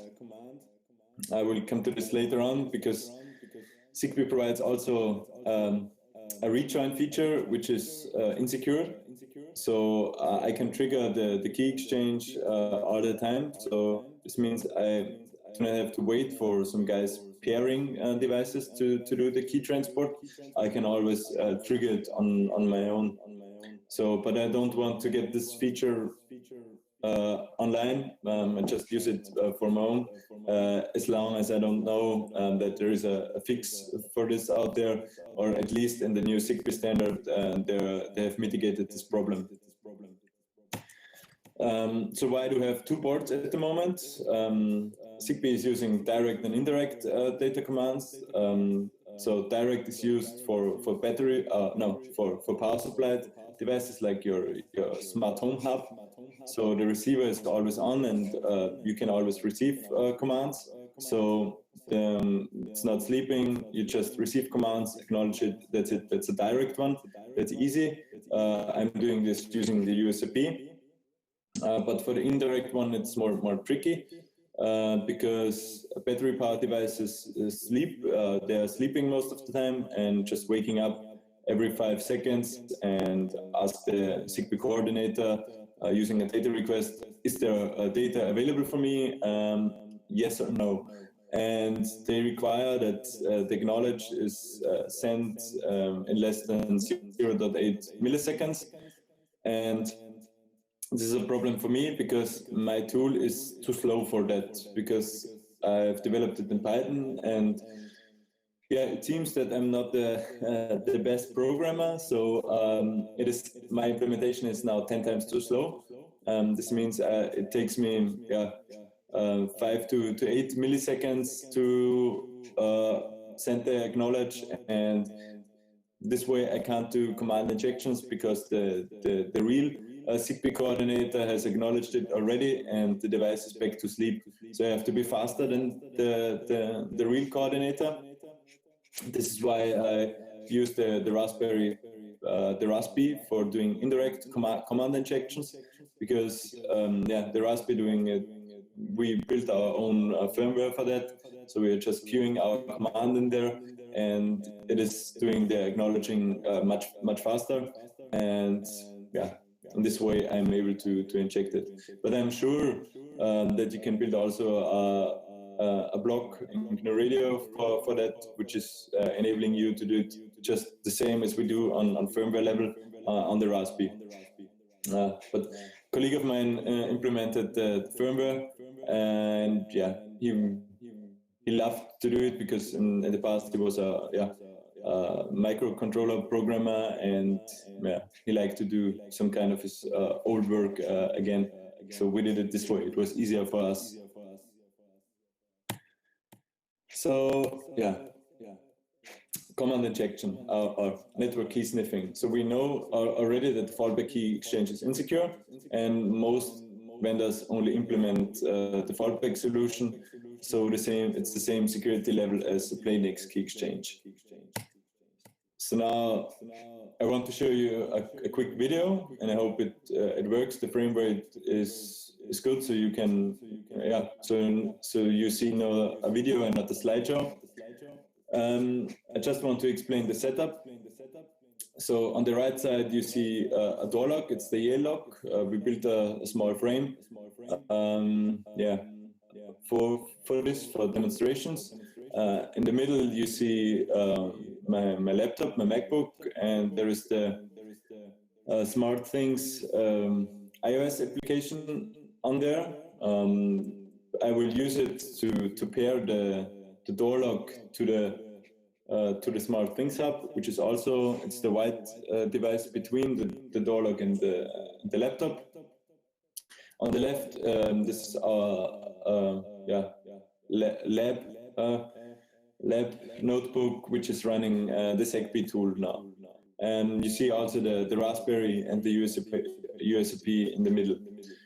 So what I will do is I will pair the devices and sniff the key using my tool. So I hope you see some stuff. So now I'm putting I enable the pairing, and you see on the left there is on the command line there is a lot of debug output there. So I know it's not the best, you can't see all of them and the exact details, but this was the output from the network key was found, and now you would see that the key is now listed as a known network key in my tool. So I can provide you screenshots and everything. Yeah, if you're more interested in that. Zigbee is also available on GitHub, so it's free for everyone to download. And I'm trying really to improve it. So I worked the last months on it to make it more stable, because a lot of people had problems installing it. I had some dependencies in there I wasn't aware of, but we're really trying to work on this. So lots of gleeful giggles here.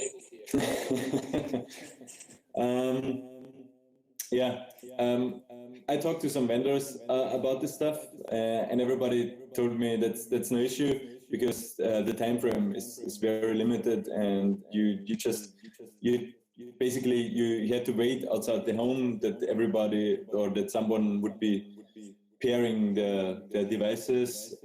So this is no issue for them. It's known, and so everybody is aware of it, so it's no problem, they say. But for me, it's a problem, because there are two ways how to trigger that pairing. You can do it on the social engineering level, so to target the end user to do it for you, because I think everybody knows what is a typical end user doing if their wireless devices are not working anymore. So they lose the connection. What is next? So, but if your keyboard loses connection, everybody is just doing a new repairing. So you have to jam the communication and just wait for the users to repair device on another channel, so you could sniff the key again. But this is not the best way. This is a way, but I want to do it more predictable, the kind of stuff. So I looked deeper into the standard and found a way then to trigger it, to sniff it. That's a screenshot of the Zigbee specification. It's a message sequence for unsecured rejoin. So that's a little bit more readable. So there's really a rejoin defined that is unsecured on the network layer. So this means you don't need to know any kind of secrets. You just need the correct addresses, which is easily, you just sniff the traffic, and then you read the extended MAC addresses, and you send a rejoin command, and you will get this will trigger a key transport. And you will be able to sniff it again. So this is a screenshot of Wireshark. I was doing the rejoin request. You see there the security level is set to false. It's just 29 bytes length, so it's not encrypted. And you also see the next in the sequence, there is then the response, and later on the transport key. So when you open the transport key, you see again the default trust center link key is used. It's the Zigbee Alliance 09. And okay, yeah, that's the network key of our testing system. So it's for 60 months now the same. Yeah. So you are really able to trigger it on your own. So you don't have to wait for it. You can trigger it and then control it. So there is no physical access required. You don't need any knowledge about the secret key, about the active one. Usability is really the most important stuff, and because they are not implementing application layer security, your system is fully compromised after that. So I will show you just also a short video of command injection then. This is more a close-up of my setup. Again, on the right, the lock, in the middle, the smartphone app, the green, you see a green button. This means it is locked at the moment. You see also the bolt and door frame. And on the left is the Zigbee tool. So at the beginning, I just unlock it using the smartphone app. So it turned orange and it's open again. So I'm controlling it the designed way, and I lock it again. It's locked. And then I just send the unlock command using my tool and the USB. And it also opens. So what is also very interesting is that it's on the smartphone app, you won't notice the difference. So I would be able to open it and close it again, and nobody would notice the intrusion.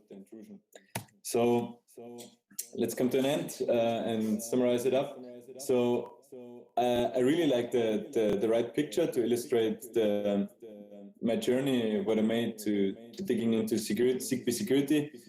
Because when you look at it first from the front and have a first look, it seems quite appropriate. So the security level seems solid, and the thought about it it's good. But when you shift your perspective and try to do it more the hacker way and be a little creative, you will find a lot of ways how to overcome the security measures. So the security measures provided in principle are good. You would be able to really implement secure Zigbee systems. They are doing it somehow, for example, the smart energy, smart meters, they put really effort in it to designing it in a secure way. But today, requirements due to interoperability weaken the security level drastically. Usability is on top. It should be easy usable for everybody. Security is no concern at all. And really, vendors are just trying to get their products out to be compliant to the standards, so they get certified.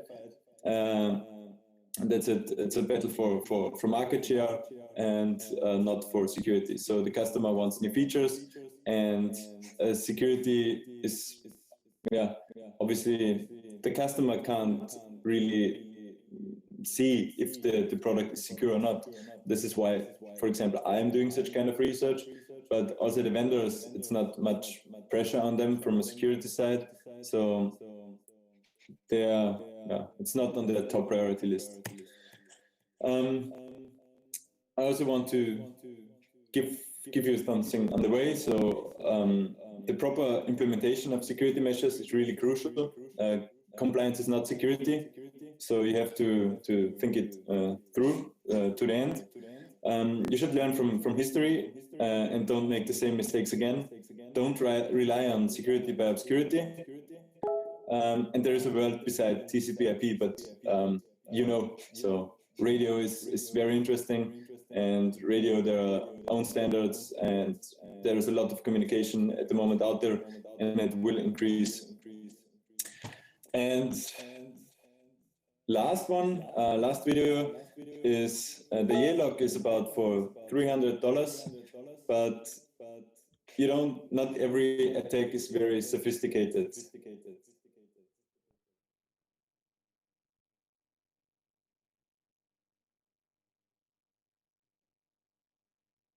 So it's really easy to pick.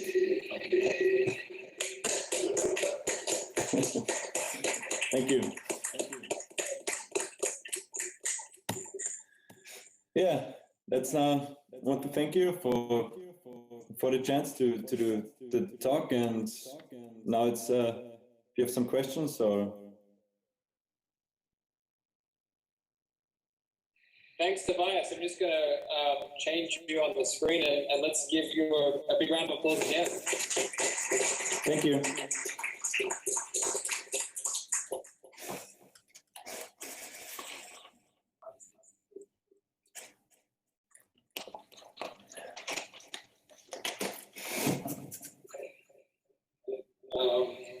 Who's got some questions? Nick, do you want to come over and... Yes, please. No, just... I have a question. In your exploration of Zigbee devices, did you find any implementations that were even remotely secure, that were more difficult to break than others?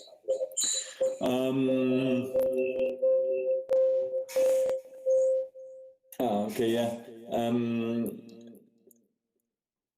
The Philips Hue system, for example, was a little bit tougher because they come prepared.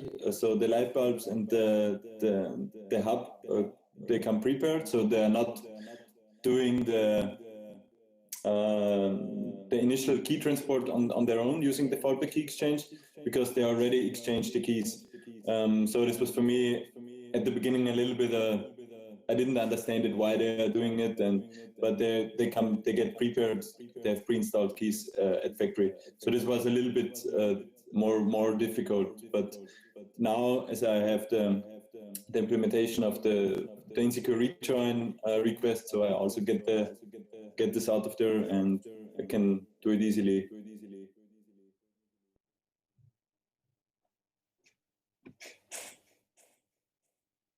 Okay, any other questions? Well, I see some things on IRC here. Somebody commented regarding like a simple solution would be to use two channels, one IR LED per device for initial key transfer, and then 802.15.4 only when it has the key. But it would be a real pain in the ... to change the keys of everything you own. This is my favorite bit. In your index of thieves, IoT, get it? Index of thieves. I think a very easy solution would be to do it more like Wi-Fi routers, so to put a sticker on it and to just enter at your Zigbee coordinator or your smartphone app the according keys, so you can do the initial key transfer using a unique key. I think this is the end user gets it, how to use it, and it's also done for Wi-Fi routers, so it should also be possible for other devices. And also, for example, the door lock, you have a touchpad.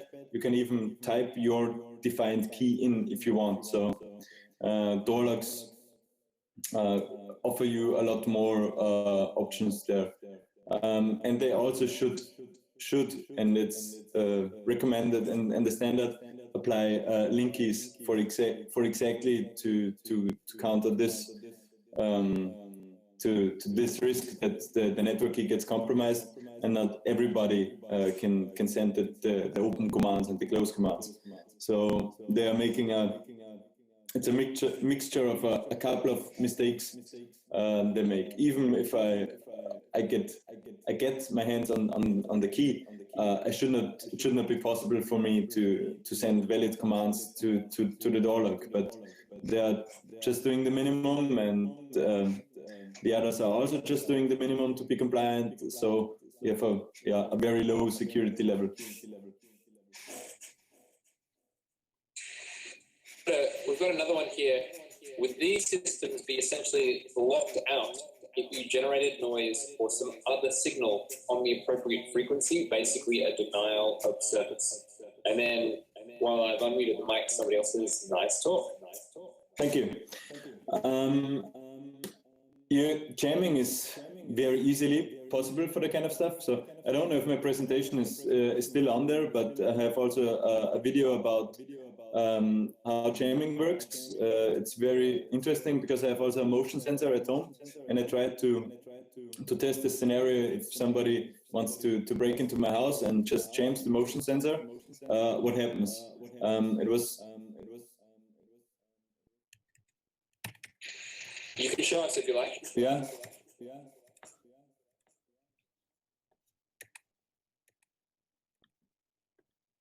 So that's the video without jamming. So you see when I remove the box in the middle, the state changes and the motion gets detected. But when I do it now, it's the motion sensor is jammed. You don't see anything. It's easily. They're just using a very low transmission rate. But what is interesting is I would have expected when I stop jamming that the motion gets retransmitted, but it's not the case. When you jam long enough, they will try to retransmit their command, but just for a couple of times, and then they stop. So this means if you jam for 20 seconds, it will never get retransmitted. So that's a real attack on motion sensors in the case. And also, if you jam the communication of the lock, you won't be able to open it using Zigbee. But yeah, there is a normal key and a touchpad for your pin, so you could open it on the traditional way. Very nice. And two questions there. You were just transmitting broadband noise from the USERP, and how CPU intensive is the Zigbee running on the USERP host? Not. That's a really cheap notebook, so we didn't have any problems for CPU or whatever it was. Yeah, I also have to admit I didn't really measure it because we never had a problem there, so it doesn't get stuck or slow, or you won't notice any difference. It's quite performant, I think. And how much bandwidth does Zigbee use? They're using 26 channels. Every channel has two. Now it gets interesting. My mind. 2 megahertz bandwidth, I think, or is it true? Yeah. So yeah. 2 megahertz bandwidth. So yeah, 26 to multiplied by 2, and that's the bandwidth.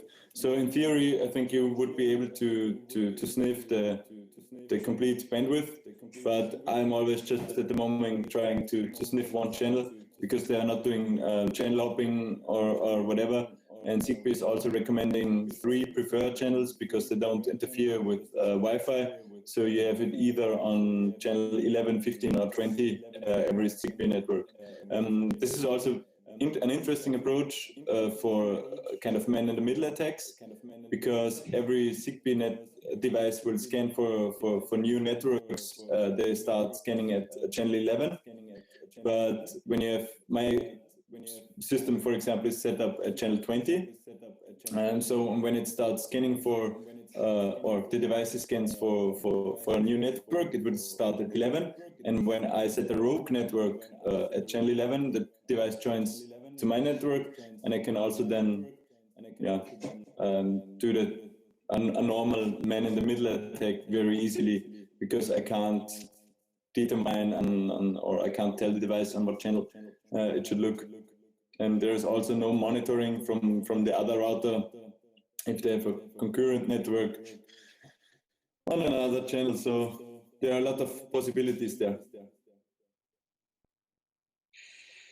Lots of possibilities indeed. Any other questions from the floor? Yep. Would you mind coming up? Is that right? Somebody's running down here to ask you another question. No hurry. Thanks. Thanks for getting up in the morning. Hi. Is there a difference when you're jamming between like a lack of signal and a loss of signal? Like, can the device tell that it's being jammed, or is it just that there's no data?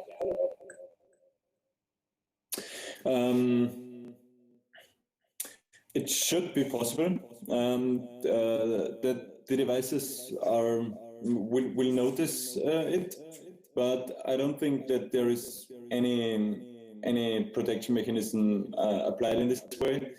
I just know it from traditional security systems, or they are doing a kind of measurement for this stuff, or when I think of there are some kind of intrusion detection systems for wireless networks, they would enable you to look for jamming, because it's a very obvious attack on the wireless layer. So there are countermeasures against that available and known out there, but I don't know any Zigbee device using such kind of techniques to detect jamming. For them, it's just normal interference, and they're just trying to retransmit it. And if it's not, if the transmission does not succeed, that's what I noticed from my practical testing. It might be that there are some special Zigbee products out there. They're doing this kind of stuff, but I think a common Zigbee product will not do any kind of protection against jamming. Okay, and the final quick question: what's the range of Zigbee? The range, it's it depends on the device, but I think a good example is the Zigbee drone the guys use in Austin. They manage it to up to 100 meters to detect devices. So that's quite a good range for detecting this kind of devices. I think what I want to do now or the next year is doing exactly a measurement for that. I try to get some nice antennas and try to make an experiment about what is the range of battery powered devices, what is the range of devices with power supply, and to really detect for my own if I can do a mass hack for example for the kind of stuff. So if I can in theory shut down the light of a huge building with one command or so. Very, very cool indeed. All right, Tobias, thank you. Thank you. Please join me in doubly applauding Tobias both for his excellent presentation and for getting up so early. Thank you. So now that my guys at work will be surprised, because I'm really it's 6:30 in a.m. in Vienna, and when I'm at 7 in the office, nobody will be there, and I will be alone for at least 2 hours. Very interesting experience.